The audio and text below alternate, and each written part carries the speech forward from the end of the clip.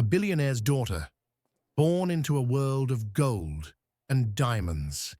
Yet she failed at the one thing money couldn't buy: success. Everyone gave up on her until a single dad janitor, with nothing but a broom and wisdom from life's hardships, taught her the secret to starting at zero. What happened next shocked everyone. Amelia Winters. Her name carried power, wealth, and prestige. She was the daughter of Gregory Winters, one of the most feared and respected real estate tycoons in America. Wherever she went, doors opened, teachers bowed, classmates envied. But beneath the surface, Amelia was drowning. For the third time that semester, her test paper was drenched in red ink. F. See me after class. The whispers followed her out of the classroom. Isn't she the billionaire's kid? How can she be this dumb? Her dad must be furious.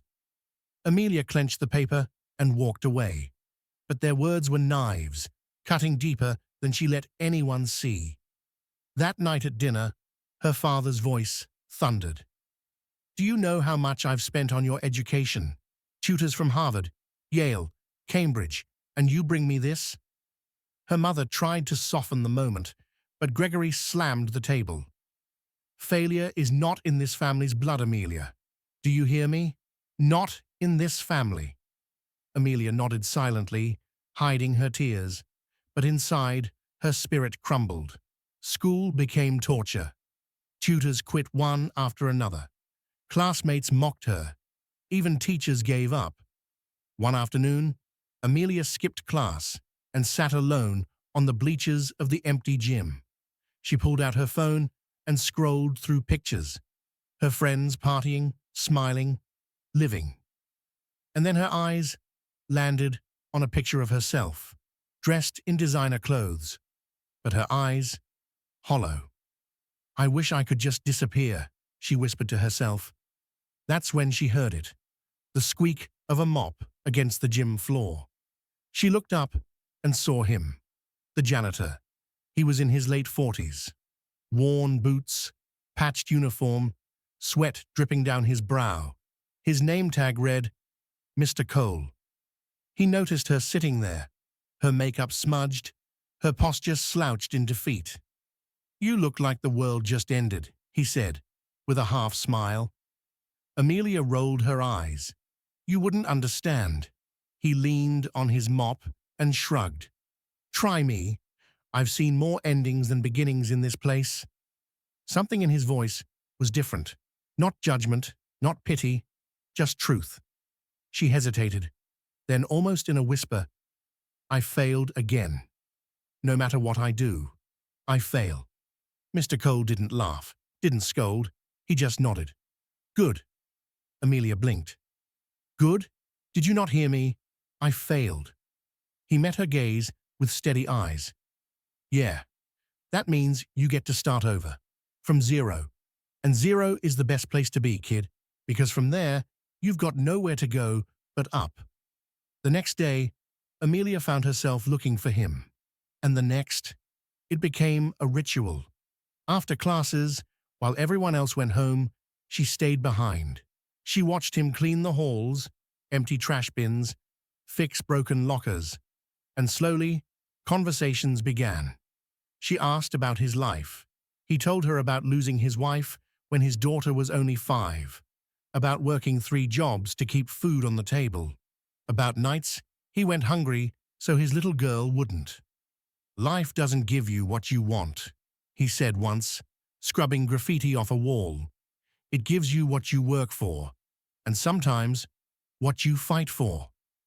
He gave her an old notebook. The pages were yellowed, the cover torn. This is where you'll start. Every night, write one failure and how you'll do better tomorrow. That's it. No excuses. Amelia stared at it. But what if I fail again? Mr. Cole smiled. Then write it down and start at 0 again. When Gregory Winters found out his daughter was spending time with a janitor, he erupted. A janitor, Amelia? Do you understand how ridiculous this is? You're a Winters. You're meant to sit with leaders, not sweepers. But Amelia stood her ground for the first time. Her voice trembled, but her words were firm. Maybe leaders should learn from sweepers, Dad, because he's teaching me more than money ever did. Her father froze. Never in her life had she spoken back. For a brief second, Gregory saw something he hadn't seen before in his daughter: fire. The months that followed were brutal. Amelia studied harder than ever. She failed again and again. But each time, she returned to that notebook, scribbling late into the night. Failed math test. Next time, I'll practice twice as hard. Failed to focus in class. Tomorrow, I'll sit in the front row. Her friends laughed. Her tutors doubted. But Mr. Cole never wavered. Failure isn't falling down, kid. It's staying down. And you, Amelia Winters, were born to stand back up. Final exams arrived. The pressure was suffocating. Amelia's hand shook as she held her pen. But then she remembered Mr. Cole's words. Start at zero. Breathe. Begin again. She closed her eyes, exhaled, and wrote. Days later, the results came. For the first time in her life, she passed. Not perfectly, not top of the class, but enough to prove one thing: she could rise. When Gregory Winters arrived at the school, expecting failure, he instead found his daughter standing tall, her test papers clutched in her hands. Tears filled her eyes as she held them out. I did it, Dad. I really did it. Beside her stood Mr. Cole, silent, smiling, proud. Gregory's gaze shifted to the janitor, the man he had dismissed as beneath them. Slowly, hesitantly, he extended his hand. Thank you, he said softly, for giving my daughter what I couldn't. Years passed. Amelia carried those lessons into college, into her career, into every room where people doubted her. And every time she failed, she smiled, because she knew what to do. Start at zero. Begin again. She often visited Mr. Cole and his daughter, bringing gifts not of money, but of gratitude. And every time, he'd laugh and remind her, money fades, kid. But the courage to start again, that's forever. Mr. Cole shook his hand and replied, don't thank me. She started at zero. She built this herself. The world measured her by her father's wealth, but she found her worth in failure, in resilience, and in a janitor's wisdom. Sometimes, the greatest lessons don't come from ivory towers, but from the hands that sweep their floors. And sometimes, the best place to begin is at zero.